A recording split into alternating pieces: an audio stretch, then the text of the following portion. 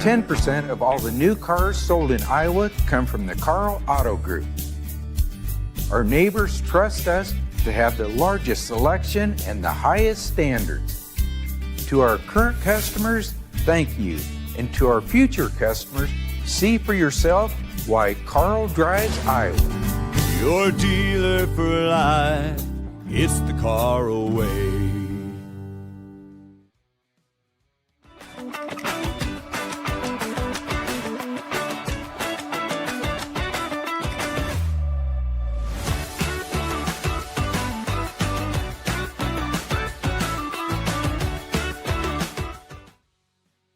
Experience the world's largest sports book at your fingertips. I'm Derek Stevens. I'm a lifelong sports bettor and owner of Circa Sports. We built this platform for bettors that want high limits and total transparency. Featuring high limits, player-friendly pricing, and exceptional live customer service when you need it. Hi, how may I help you today? Download your new bookie today and start betting like a pro. Circa Sports. Welcome into Cyclone Fanatic pregame here in the Northwest Bank Studios. I am here in Salt Lake City at the Huntsville Center. Cool old arena. Reminds me a little bit of Hilton Coliseum and a little bit of a mix of Hilton Coliseum and the Roundhouse down in Des Moines for Des Moines Lincoln. That's kind of what it reminds me of. Cool arena. I'm Jake Brend. Chris Williams will be on here momentarily. Or as always, brought to you by Karl Auto Group. It's because of Karl that we can travel around the country and cover the Cyclones and cover games like this for you. And yes, Keith points out the Huntsman Center. Apologies. We're also in the Northwest Bank Studios as Iowa State is prepared to take on Utah. The Utes enter this game 2-12, last in the Big 12 in Ken Palm. This game is what it is. Cyclones expected to win by double digits, and they need to. They, coming off of a loss to BYU, they didn't play great.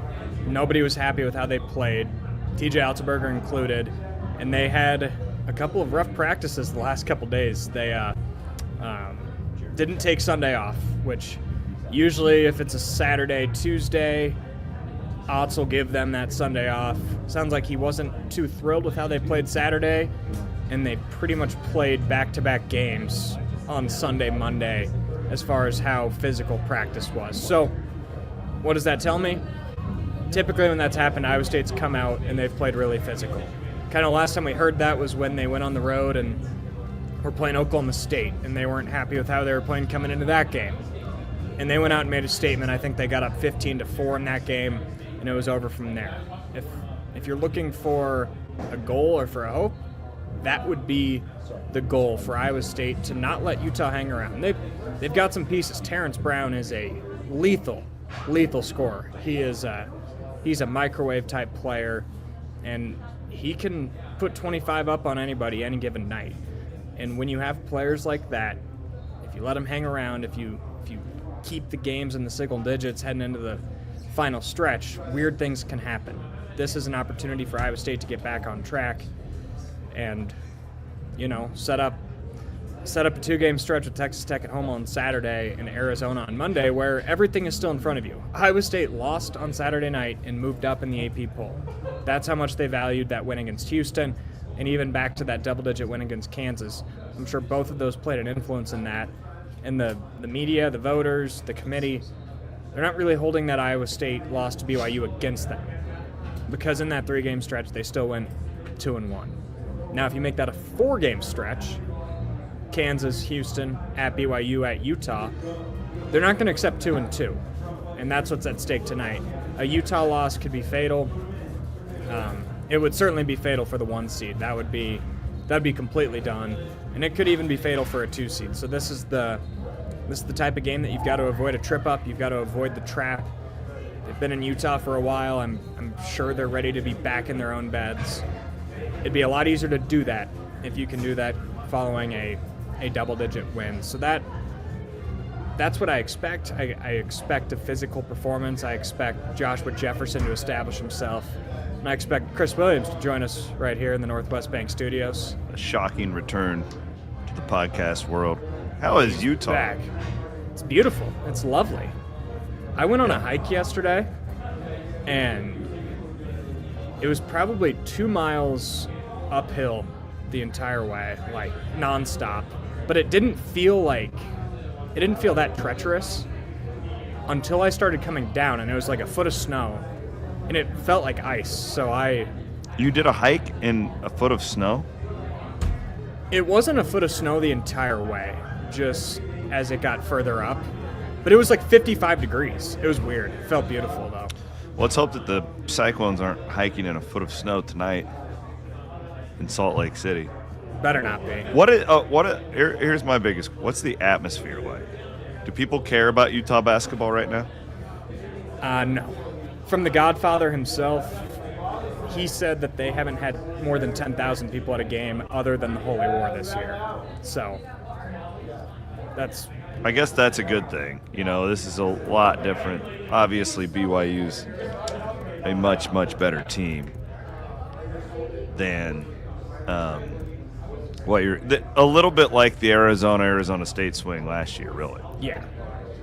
Yeah, no, it is, and they've had opportunities, so, like, it's not like they haven't played anybody at home.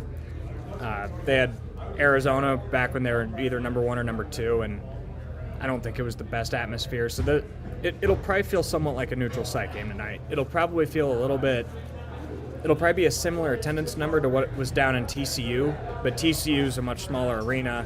It can turn into a bit of a powder keg. What I was saying before you got on is that this is an opportunity to right some wrongs from Saturday night. Get up early, punch them in the mouth. Don't let yourself get punched, because they've got shot makers. Like Terrence Brown is a really good player, and if you let him have a shot with 5 minutes left, then weird things can happen in the altitude, weird things can happen out west. And the best way to avoid that is go and start a game like you started against Oklahoma State or started against Kansas State. You don't have to be up by 45, but the point is be up by 15 or 20 at half and hopefully walk out of there easy. I like the fact, too, that this is the second game of the swing and it starts earlier. You know, that was kind of worst case scenario. It was the toughest game first with the 9:30 Iowa tip. Yeah. For the BYU thing. And, you know, in this one, you've kind of been hanging around. You got your butts whooped. Should be refocused. And really, I know it sucks and you wish you would have won the other night, but if we're being realistic, if I would have told you prior to the season, you've got Kansas, Houston, at BYU, at Utah on a 4-game stretch, any one of us would have taken 3-1 in a heartbeat during that stretch of basketball with the 2 road trips and plus your 2 toughest home games as well. So if you can get out of there tonight, I'm still going to feel really good about where this team's positioned. Yeah, that's what this comes down to, is you can look at this last 3-game stretch and consider it a win, even with a not-so-great showing in Provo. It would not be viewed the same if it was an 0-2 swing in Utah. Like, a loss tonight would cancel out the Houston win. And you just can't have that right now when you're in very prime position to have a 1 seed. Like, you're in the spot right now where if all goes according to plan and you win the games you're favored in, a win at Arizona, a surprising win, would essentially lock you in no matter what. And even then, you don't necessarily need that game to still be in the running. But a loss like this would drop you completely out of that race. Yeah, almost disqualifying for a 1 seed to lose a game like this at this point in the season. And then, you know, we'll look ahead to, Saturday when we get there. But let's just take have you done? I'm sorry, I got on a couple minutes late. Have you done tonight in the Big 12 yet for everybody? I've not, no. Okay, let's do it real quick. So Texas Tech was up double digits last I checked with about 10 minutes to go. That's good for Iowa State, as weird as it sounds. You want Texas Tech winning games right now, because even though tied in the standings, you control your destiny against them. So if you beat them Saturday, you're almost a lock to get them, or to get the 4 seed over them. And I would rather have the 4 seed than the 3 seed, because at that point, you're talking getting Texas Tech over BYU, which I don't know about you. I don't want to see BYU in Kansas City. No, God, no. BYU is just a perennially bad matchup for this Iowa State team, too. The other game going on right now, West Virginia, Oklahoma State, doesn't really matter. Baylor is hosting Arizona tonight. That tips off at 8. So we have 3 8 o'clock tips for what it's worth. And, that one is Arizona's only a 6.5 point favorite in that game. So a little bit. I think it opened around 9.5. So that's. They're telling you to bet on Baylor. Yeah. I don't know if you want to, but that's I still wouldn't do it, but I know that's the rule.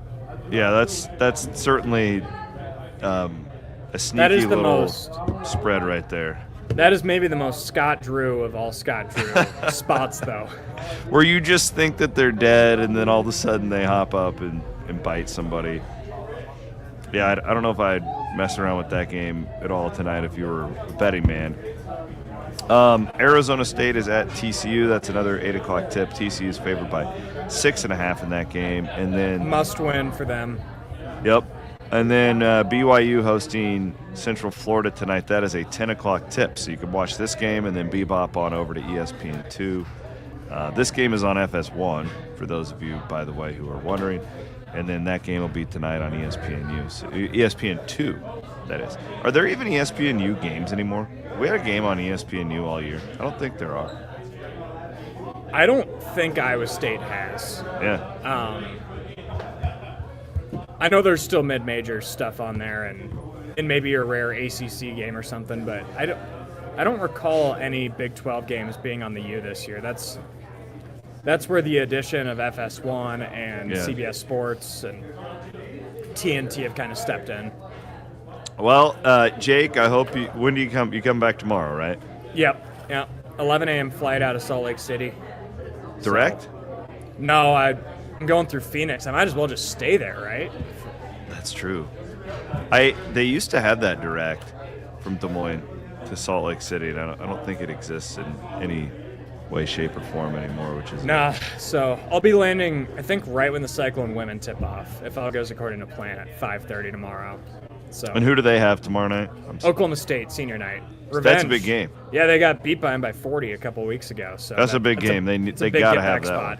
Got to have that one. All right, Jake, go and enjoy the game. Rob Gray will be here with me for post game, so you guys know what to do. Game gets over, flip on Cyclone Fanatic, and then the after or the post game show with After Dark will be on tonight after Rob and I are done. He's Jake Brend in Salt Lake City. I'm Chris Williams, Aiden Wyand producing, and we'll be back post game. Later.